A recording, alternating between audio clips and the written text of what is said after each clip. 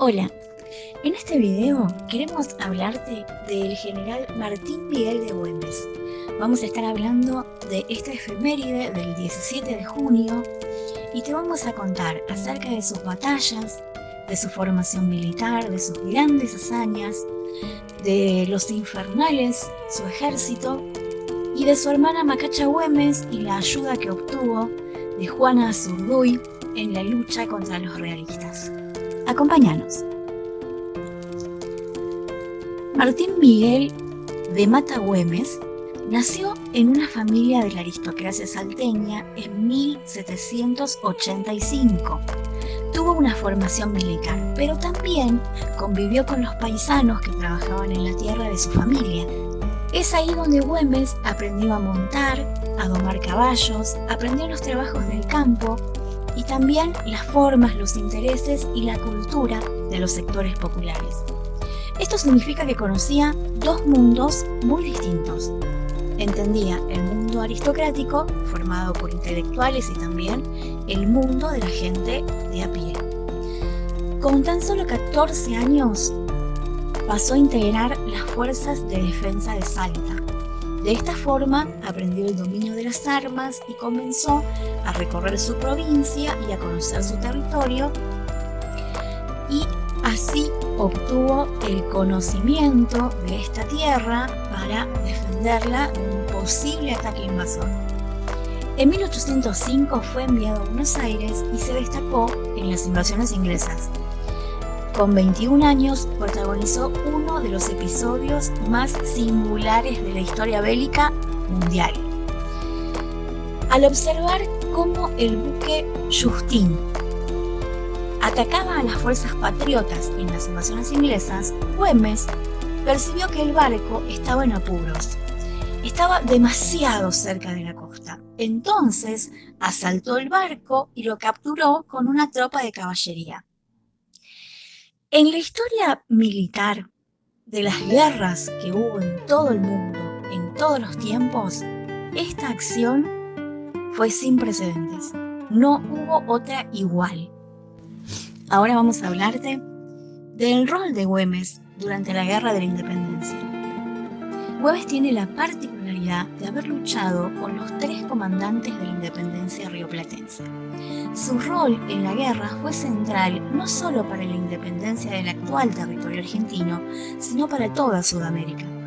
El plan continental de San Martín solo fue posible por el accionar de Martín Miguel de Güemes.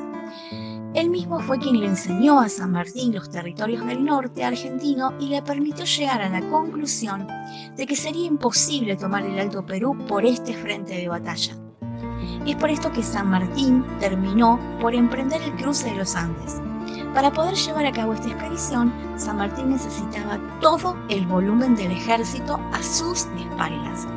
Esto dejaría desprotegido el norte frente al avance realista. Para prevenir este tipo de situaciones, San Martín le encargó a Güemes la defensa del norte para poder encargarse él de la campaña de los Andes. Mientras se movilizaba al grueso del ejército de línea hacia los Andes, Güemes debió defender el norte de 9 invasiones realistas. La serie de campañas emprendidas para proteger el norte fueron llamadas Guerra Gaucha, y consistió en una guerra de guerrillas y de recursos ante un enemigo superior en número, en armas y en entrenamiento. Güemes se enfrentó a los soldados que habían vencido a Napoleón en Waterloo, con una guerrilla de gauchos armados. Conformó un verdadero ejército popular, integrado por gauchos que combatían con lanzas, lazos, boleadoras, unos pocos fusiles y pistolas, y además recibían el apoyo de los paisanos locales, sobre todo de las mujeres, que conformaban redes de espías para poder conocer cuáles eran los movimientos del enemigo. Súper astuto. A estos sucesos se los denominó la Tierra en Armas, un pueblo organizado para defender su tierra del invasor. Esto fue posible porque Güemes supo ganarse la confianza y el respeto del pueblo salteño a pesar de provenir de la aristocracia. Él entendía al pueblo y sus reclamos. Vestía con las mismas ropas, compartía su misma cultura, era visto como un hombre del pueblo. Esto lo llevó a convertirse en el primer gobernador electo por voluntad popular en un contexto donde los gobernadores eran designados por Buenos Aires. Su ejército se denominó los Infernales. Fue una de las fuerzas de caballería más temidas de la historia argentina.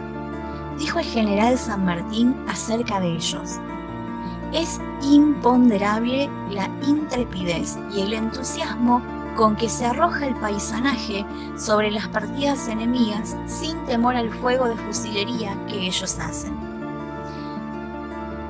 Otro personaje sumamente importante en la historia argentina y en la vida de Martín Miguel de Güemes fue María Magdalena Dámaso Güemes, su hermana. Más tarde fue conocida como Macacha y fue de gran ayuda al coordinar tareas de espionaje y peligrosas misiones con otras mujeres. Ellas escondían en sus polleras mensajes con información sobre los españoles que les hacían llegar al ejército de gauchos. Así lograban complicarle la vida al enemigo, tal como lo admitía el comandante en jefe de los invasores en su nota al virrey del Perú, que decía así: ellos son avisados por hora de nuestros movimientos y proyectos por medio de los habitantes de estas estancias y principalmente por las mujeres relacionadas con los vecinos de aquí y de Salta, siendo cada una de estas una espía vigilante y puntual para transmitir las ocurrencias más diminutas de este ejército. La situación política en este tiempo estaba asignada por la restauración de Fernando VII en el trono, y a esto le siguió un proceso de restauración monárquica y absolutista en todo el mundo. Iban llegando a América nuevos ejércitos para aplastar los movimientos revolucionarios e imponer la voluntad del rey. Estos ejércitos eran los que habían derrotado a Napoleón en España. Estaban muy bien entrenados, eran veteranos y debían terminar con una simple rebelión contra el rey.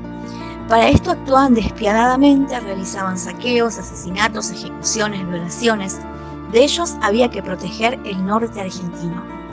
El mismo Congreso de Tucumán y la Declaración de la Independencia fueron posibles por la defensa de los infernales y los gauchos de Güemes. En esa defensa, ejércitos profesionales, equipados y experimentados fueron derrotados por una y otra vez por Güemes y sus hombres. Juan de Azurduy y Manuel Padilla lucharon bajo su comando. Además de militar, Güemes era un político y un revolucionario.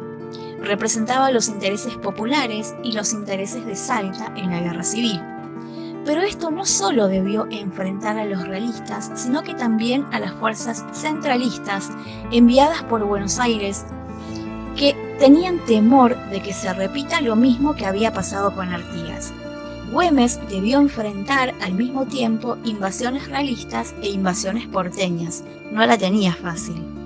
Las guerrillas de gauchos debieron repeler a un ejército dirigido por el general José Rondó, enviado para someter a Salta a la voluntad del gobierno del Directorio. Estos gauchos armados no solo eran parte de una guerra entre fuerzas opuestas, sino que también había un conflicto de clases. Ellos pudieron defender con mucha más fuerza sus propios intereses frente a los terratenientes y a las oligarquías locales.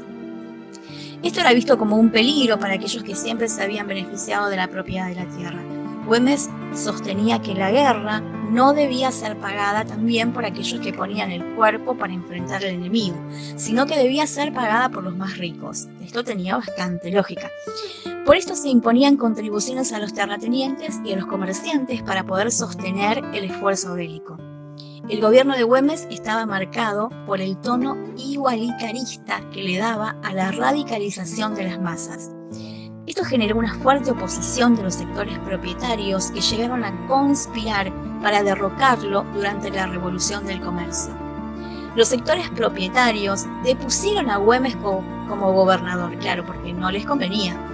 Pero cuando éste regresó de la campaña, el pueblo lo volvió a aclamar como gobernador de Salta, acabando rápidamente con esta sublevación.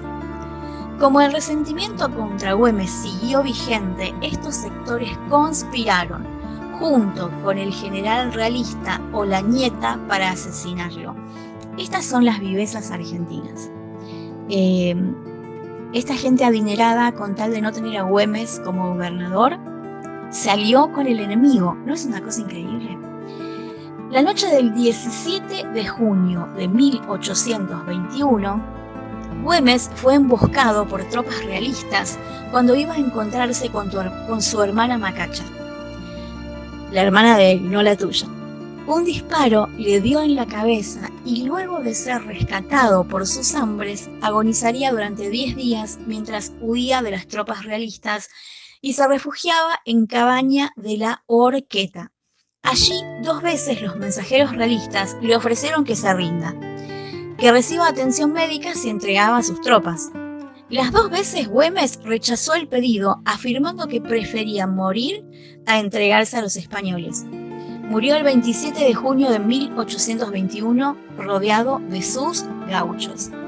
Para tener una idea de la importancia política de su muerte a nivel nacional, citamos lo que La Gaceta, un periódico centralista, escribía un mes después de la muerte de Güemes.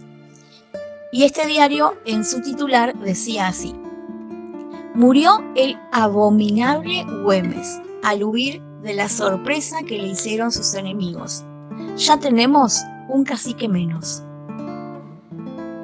A pesar de sus detractores y de la invisibilización histórica de sus campañas, Güemes fue un actor central para nuestra propia independencia y merece todos los honores que le fueron negados en su momento.